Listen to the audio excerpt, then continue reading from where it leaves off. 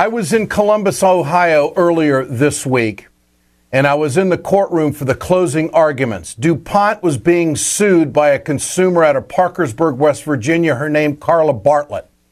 There are 3,500 other cases coming at DuPont about the usage of a chemical known as C8. The letter C, the number 8. That's what it's called, C8.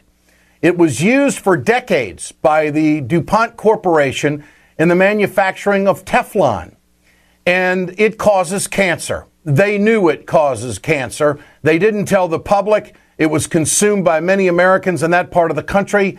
Cancer has, of course, been a big issue with a lot of these folks. Carla Bartlett, the plaintiff in this case, says that she got cancer from drinking the water. Mike Papantonio was the lead attorney. He won this case, and it is a benchmark case because moving forward, it's going to create a lot of problems for DuPont, and it's a wake-up call to corporations in this country that deal with chemicals, the way they use them, the way they disperse them, and the way they communicate with the public on exactly how toxic they are.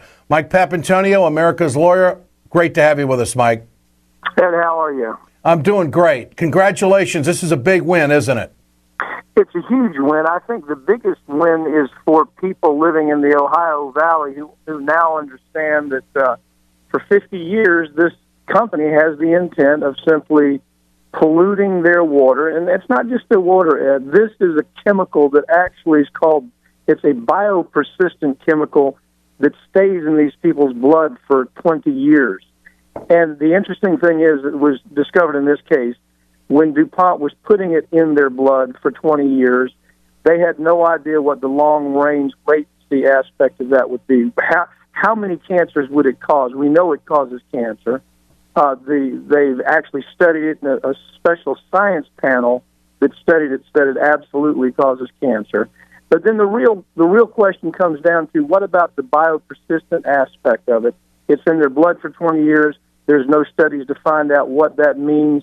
And it was simply DuPont doing what corporations do sometimes, and that is just recklessly abandon decency to make a profit. Well, they were reckless in the courtroom. They told the jury in closing arguments that there were no documents that said that C8 caused cancer.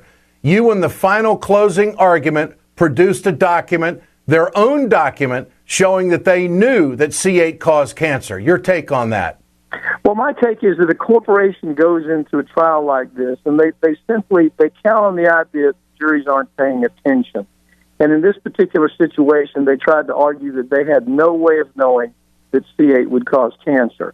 And the defense lawyers, being ordered, by the way, the defense lawyers were ordered by DuPont to take a position like that, and they simply didn't know we had the document that showed in 1997. Not only did they know that it would cause cancer, they had done 2 studies as early as the 80s and the 90s that showed that it caused cancer. Okay. And in fact, they had to conclude it did. So the jury awards her $1.6 million. You can make the case that's pocket change considering what she and her family have been through.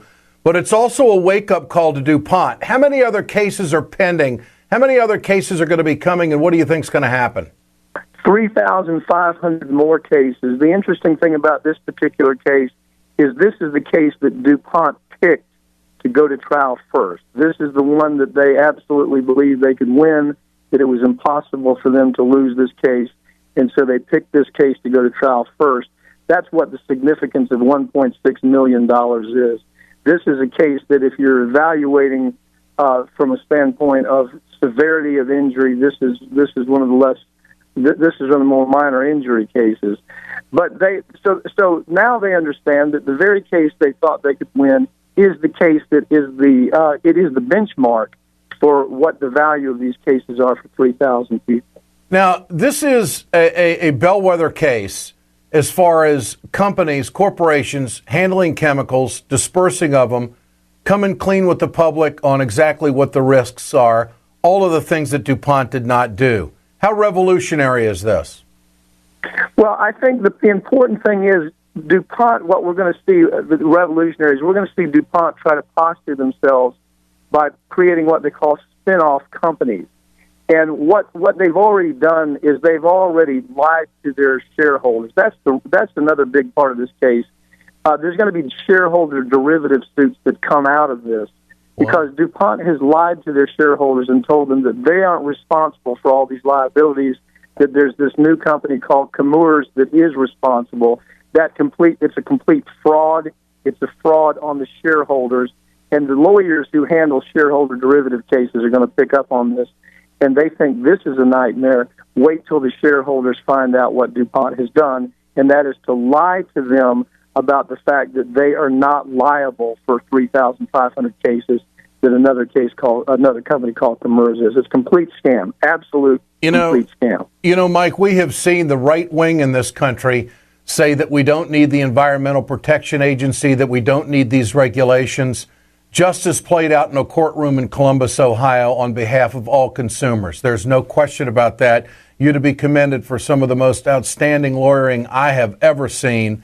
It was a thundering response and a final word that I think really had a real impact on the jury. And I just want to leave you with this. The spokesperson for DuPont and Chemours, Janet Smith, said that they were disappointed by the ruling and they would continue to defend vigorously against Bartlett's allegations in post-trial motions and on appeal, as well as in other C8 lawsuits.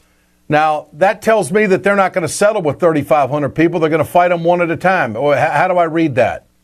Well, this is the way to read it. They told me the same thing in asbestos 25 years ago, and look what happened to the asbestos industry. Mm-hmm. That's the quick answer. The quick answer is that we'll fight it too. We have the ability to. They're not, the point is they believe they can bully their way through this, just like they've bullied these people in Ohio Valley. They won't bully us. They can fight as long as they want. And ultimately, I promise you, Ed, I promise you, I will put this company out of business before we cave in. Mike Papantonio, America's Lawyer. Good to have you with us, Mike. Great work. We'll do it again. Thank you. Ed.